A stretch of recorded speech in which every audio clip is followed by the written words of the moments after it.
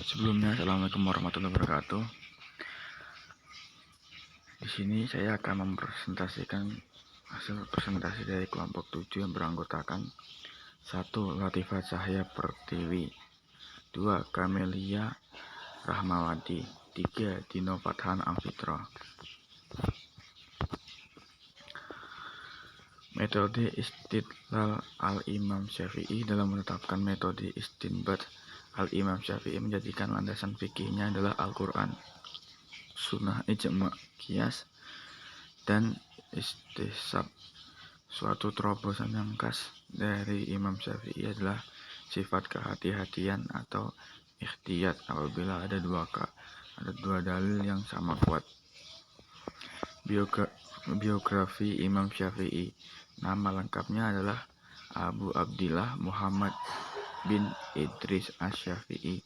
Lahir di Gaza, Palestina 150 Hijriah atau 767 Masehi.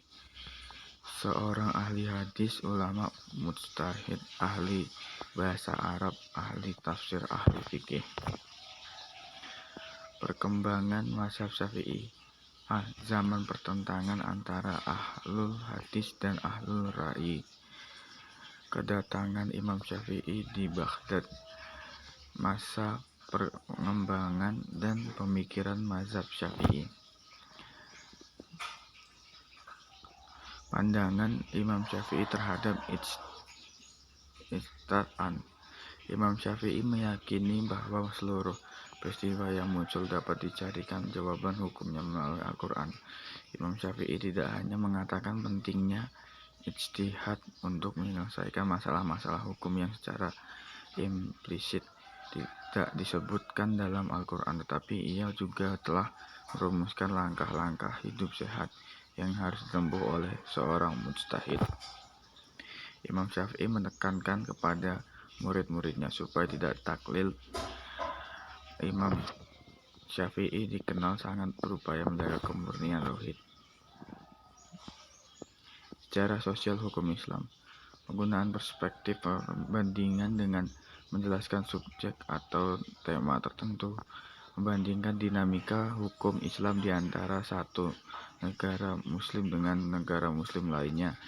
Sejarah sosial hukum Islam di Indonesia.